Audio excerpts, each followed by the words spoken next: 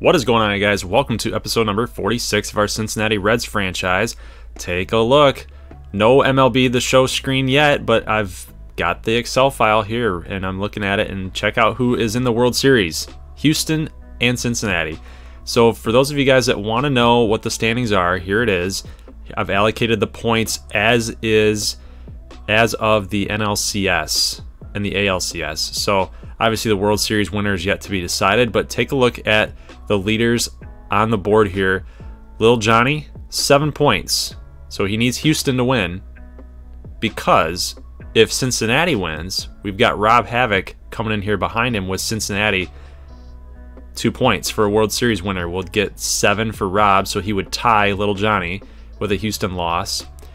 But if if Houston wins, he's going to get 8. If Little Johnny wins, he's going to get 9. So that means that Little Johnny, if Houston wins, he needs that to happen, because obviously then you got Beans Cars right behind him. I believe 7 points, Silent Night, so he's got 7, so he doesn't have anybody playing, so he is on a bye week, so to speak. So he's got nobody, he's got no horse or no dog in this fight, so he's at 7 right now, so he needs Cincinnati to win. If Cincinnati wins, then he stays at 7, and then we've got Rob Havoc at 7 if Cincy wins, and then we've got Little Johnny at 7 if Cincinnati wins. So basically, if Cincinnati wins, there's going to be a 3-way tie, and Beans Cars will be in 3rd with 6 points, and I don't think anybody else has a shot right now. So it all comes down to this, guys, World Series. And I'm going to go switch over to the MLB The Show screen for you guys, and let's do a little World Series preview before we get into game number 1. I'm not going to do the 3 games. I'm going to be very, very busy here in the next couple weeks. I am buying a house, and it's got nothing to do with YouTube. I'm not making any money off YouTube. Not right now, anyway. But my wife and I are buying a house, so it's going to be really busy with moving and getting that sorted out. So I want to, not overload myself with videos. I will have another video, game number 2 here for you guys on Friday, but we'll just go one game at a time, and we'll have a little longer extended cuts. So let's get right into the World Series preview against the Houston Astros. Alright, so you guys are well aware by now we are playing the Houston Astros in the World Series. Kind of a cool, interesting matchup here. I never would have expected this matchup, but I think this is pretty sweet with some storylines that are unfolding here. We've got Keuchel against his former team in the Houston Astros, and honestly, guys, both teams are getting into the sabermetrics things. I know the Astros have really dove deep into that, and that's really a reason why they've had so much success. And I believe the Reds are dabbling in it, but they're not too serious in it quite yet. But obviously, when you got a guy like Dallas Keuchel, enjoy Votto with the OBP machine, the Reds are proponents of that, and I know that we are, because that's why we signed Dallas Keuchel. He's just a winner. He's just a winner. So let's take a look at the Astros lineup here, just to kind of give you guys a preview of what they're looking like.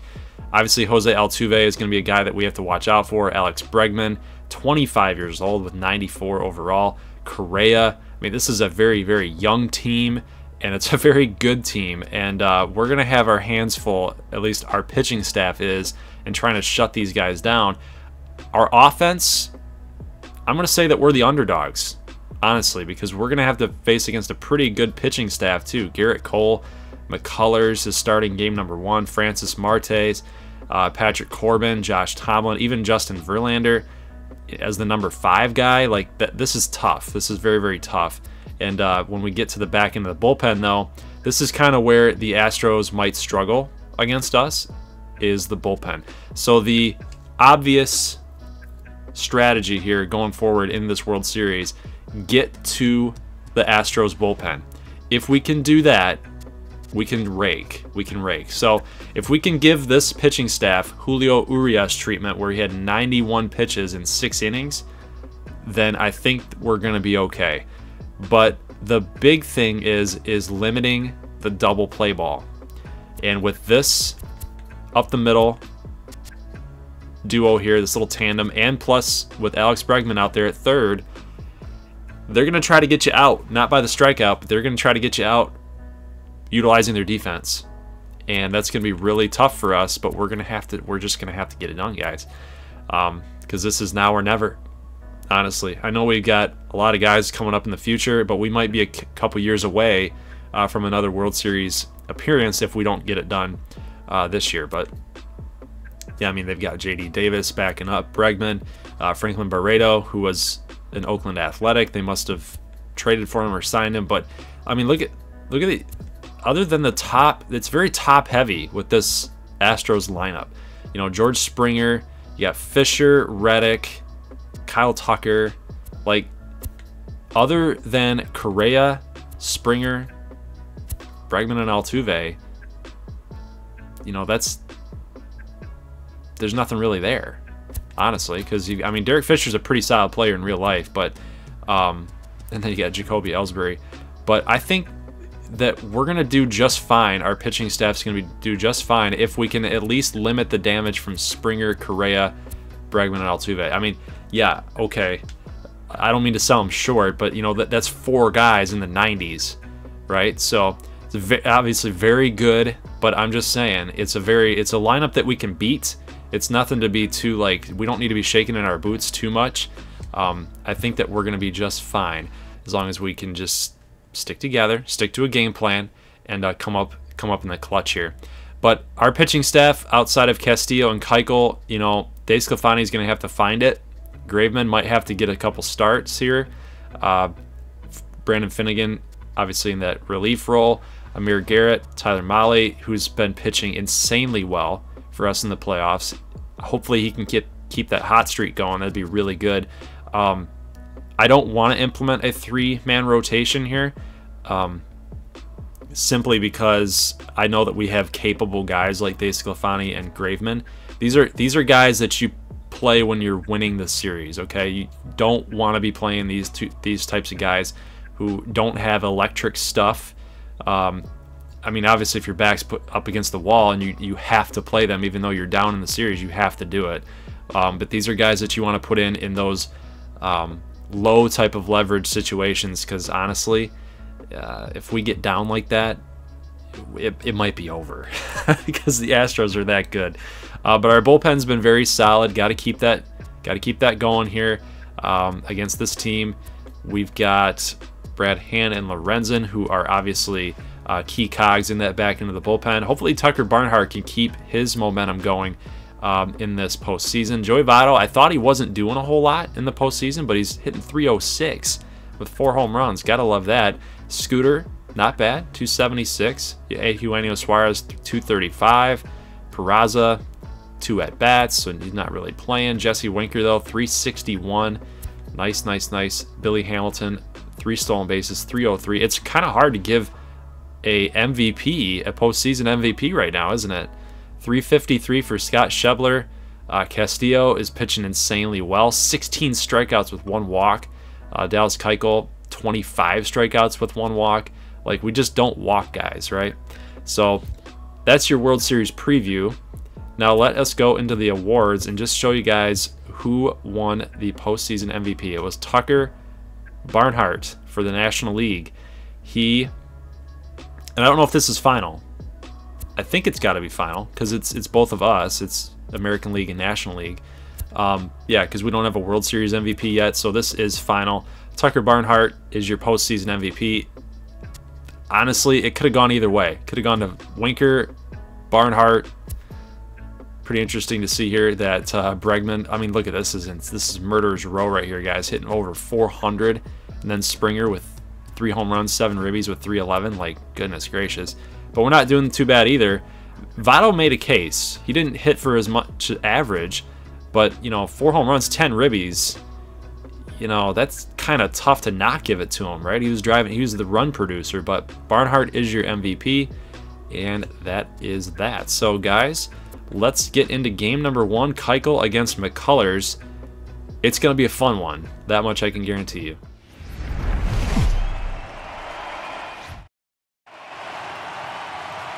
MLB Network is your exclusive home for postseason baseball. It's Game 1 of the World Series between the Cincinnati Reds and the Houston Astros.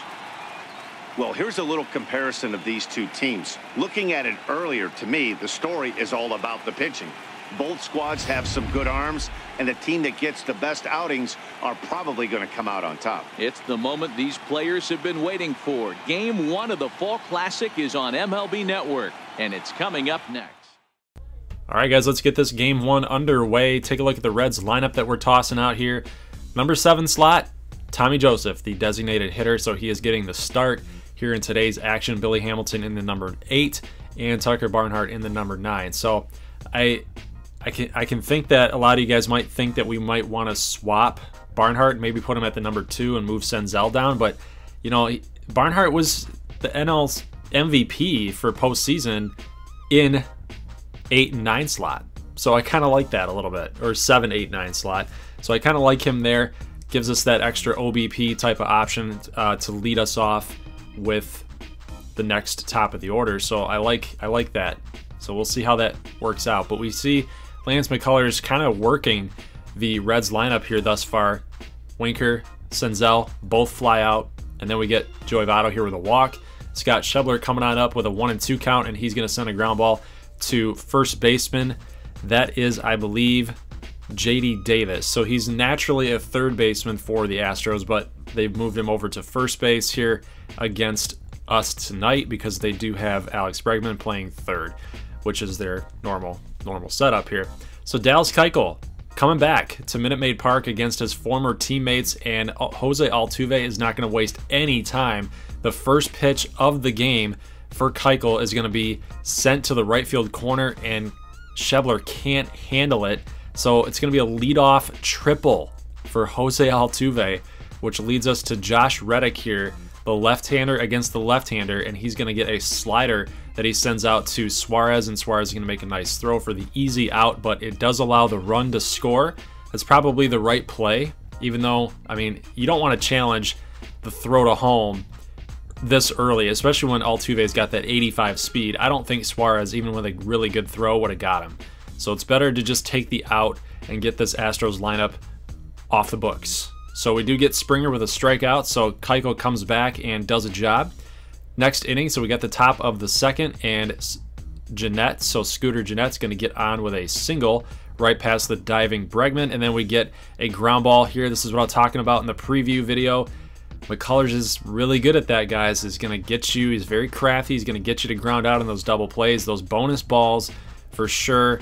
And it's going to lead to the Reds not doing anything here on the offensive side of the game, the frames. So we see Alex Bregman coming up, and he's going to get a triple. So Billy Hamilton trying to do his best. Jesse Winker, he hadn't made a diving catch all postseason. So we got Winker and Schebler both doing really good defensively in the NLCS, and then Hamilton trying to do his best impersonation there and unable to get the diving catch. So the Reds will give up another run here on the ground ball to Jeanette. So it's going to be 2-0 here. And now Jeanette leads us off here with a walk. So we're in the top of the 5th now, and a ground ball right past Altuve. He was shaded a little bit closer to second base, and Joseph just found a hole 49 pitches in, and Billy Hamilton going to lay down a bunt here, and JD Davis throws it over to second, but they're going to say that Joseph is safe. So I don't know what that call was. You got to give him the neighborhood type of play there. I thought that he was in, guys, but look at this. Line drive straight to Springer, but oh, they thought that it was down, and the runners don't advance. They don't tag up. So the runner on third, that's Scooter Jeanette, does not tag up. And then we get Senzel going to pop out to JD Davis, and the inning is over. So the Reds threaten, but it's not going to come to pass, and we don't get anything here. So Keuchel in the bottom of the 5th inning facing off against Altuve with a runner on first, and we get the double play. Great turn here by Jeanette and Senzel. I love Senzel at shortstop. Ever since he's taken that leap in overall rating, guys, you know, he's earned the playing time. He wasn't ready, honestly, when we first started him there. He was doing that platoon type of role. He wasn't ready. So I'm really glad to see that 2019 season really kicked him and lit that fire underneath him, and now he's pretty much our shortstop for the foreseeable future. But here's McCullers starting to struggle here with a runner on first and second, and Suarez hits a line drive out there to right field, and Reddick giving chase. It is gone. Home run for Eugenio Suarez. 3-run shot. A big time, what is it? What is it? A big time boosh. 3-run shot, 3-2 now. 66 pitches here in the top of the 6th inning. And guys, beautiful, beautiful late part of this game here, and we've got the lead now. And look at this, another line drive home run right over right field. So Scooter Gennett getting in on the home run hit parade here. 385 feet home run. 4-2 now, so we've extended this lead out for 2 runs. 71 pitches, and that is actually going to be it for Lance McCullers. He's going to get relieved here. And guys, that was an absolute shot. Absolute shot. So we go to the bottom of the 6th here. 69 pitches in, and Keuchel has now got the lead for the first time in this game, and now he's starting to settle down a little bit. Gets that strikeout on Carlos Correa. They're going to go with Chris Davinsky to relieve after the reliever came in before the last inning.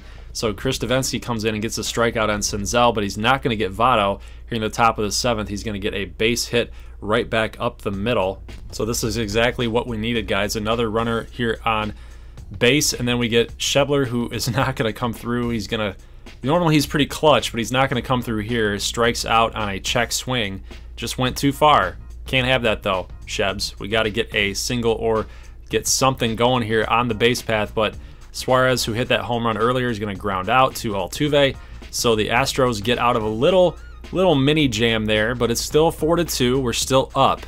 We're still up. So here in the bottom of the 7th, here is J.D. Davis, and check out this. It almost gets over the wall for a home run, but off the wall, and Winker unable to corral it. Runners coming on past third to home, so it's going to be 4-3.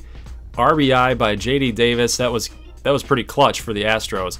And honestly, you know, I'm getting kind of angry at this point. I don't want to lose this game, but Keuchel is not coming through. He's starting to tense up a little bit here.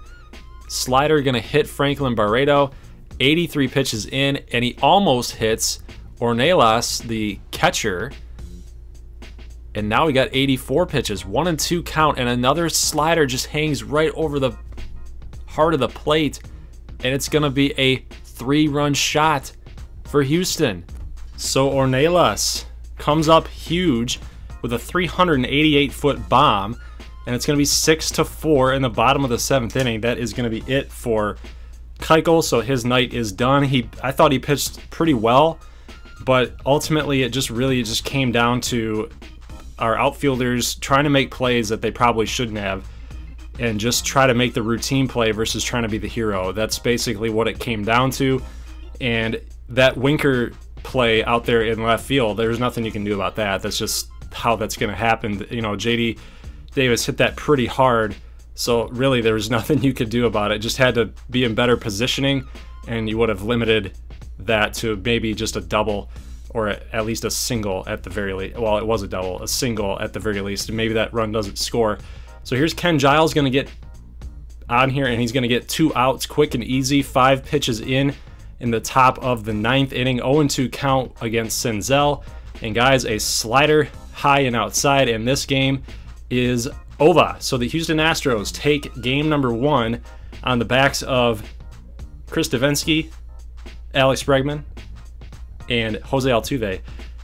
And I should throw in Ornelas in there too. I shouldn't give him less credit than he deserves. I mean, he won the game for him. He hit that 3-run home run and really put the game to an end here. 6-4 final. So I will see you guys in game number 2 on Friday. We will have Luis Castillo coming up against Francis Marte. So I'll see you guys then. As always, peace.